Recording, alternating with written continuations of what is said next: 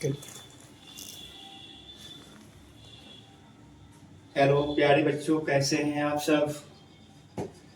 चलिए हम लोग आज कुछ पढ़ लें। कल हम लोग पढ़े थे ठोस अपशिष्ट पदार्थ के बारे में, सॉलिड वेस्ट के बारे में। आज हम लोग पढ़ेंगे कार्बनिक खेती के बारे में, जो कि बहुत इम्पोर्टेंट क्वेश्चन है। ये वाला टॉपिक जो कार्बनिक खेती है या फिर जैविक खेती इसको कहते हैं या फिर जैव खेती कहते हैं। तो ये जो टॉपिक है जैव खेती, कार्बनिक खेती या जैविक खेती, ये बहुत इंपॉर्टेंट है। प्रत्येक साल पूछे जाने वाले क्वेश्चन है। ठीक है, तो चलिए हम इस टॉपिक को यहाँ पर लिखते हैं। यहाँ पर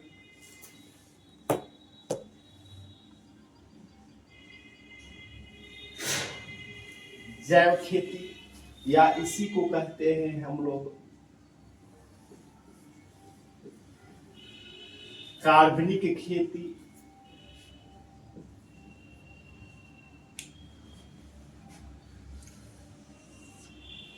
जिसको अंग्रेजी में हम लोग कहते हैं ऑर्गेनिक फार्मिंग। इसको कहते हैं हम लोग ऑर्गेनिक फार्मिंग, ऑर्गेनिक फार्मिंग।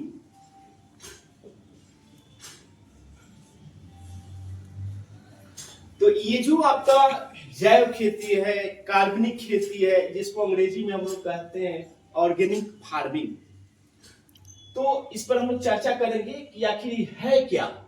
तो देखिए यहां पर कह रहा है जैव खेती, खेती या कार्बनिक खेती। तो देखिए यह एक वैसी पद्धति होती है, यह एक वैसी पद्धति होती है जिसमें रासायनिक उर्वरक, कीटनाशक, पीड़कनाशक दवा का उपयोग कम से कम मात्रा में किया जाता है और कार्बनिक पदार्थ का उपयोग अधिक मात्रा में किया जाता है, तब उसी को कार्बनिक खेती कहा जाता है। अब यहां चर्चा करेंगे हम लोग कि कार्बनिक पदार्थ क्या है। कार्बनिक पदार्थ के अंतर्गत क्या क्या आता है। तो देखिए कार्बनिक जो पदार्थ होते हैं तो इसके अंतर्गत आपको आता है पेड़ पौधों के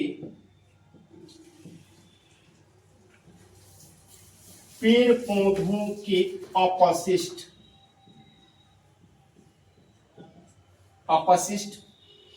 इसके बाद आते हैं जानवरों के मलमूत्र, जानवरों के मलमूत्र। यहाँ पर जानवरों के मलमूत्र की बात हो रही है। फिर इसके बाद भी आता है, जैसे कि मान लीजिए कि यहाँ पेड़ पौधों के अपशिष्ट पदार्थ हो गया, जानवरों के मलमूत्र हो गया, या फिर कृषि अपशिष्ट पदार्थ, कृषि अपशिष्ट पदार्थ इत्यादि। तो देखिए ये सभी जो होते हैं ना, ये कार्बनिक पदार्थ होते हैं।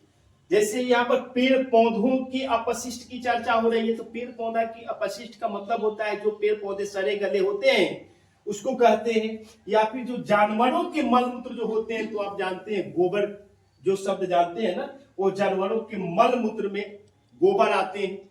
इसके बाद में कृषि अपशिष्ट पदार्थ, मतलब कृषि के द्वारा जो उत्पन्न होता है कोई अपशिष्ट, तो उसको कहते हैं। तो इन सबको हम लोग कहते हैं कार्बनिक पदार्थ।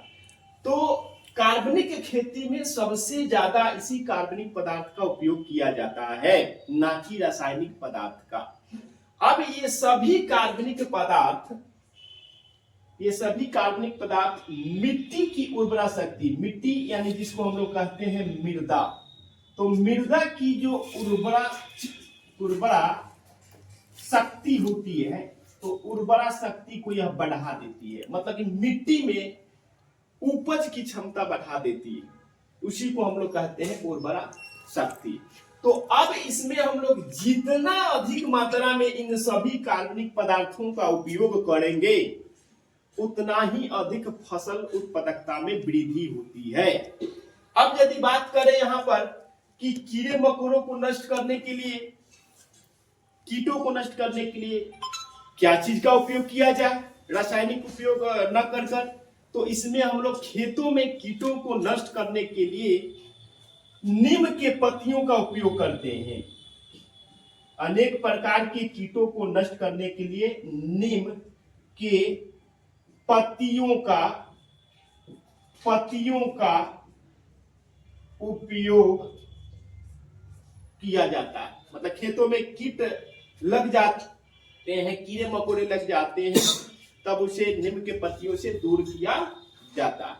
तो ये आपको जो कार्बनिक खेती या जैविक खेती है, ये बहुत इंपॉर्टेंट टॉपिक है, ठीक है। ये 2 नंबर में आपके एग्जाम में आए हुए हैं, बहुत बार क्वेश्चन नहीं आया हुआ है, इस बार भी टेट में क्वेश्चन है, ये भी इस बार आ सकता है कि कार्बनिक खेती, जैविक खेती या जैव खेती किसे कहते हैं। तो इसको आप लोग आप नोट कर लीजिए, बढ़िया से समझकर याद कर लीजिएगा।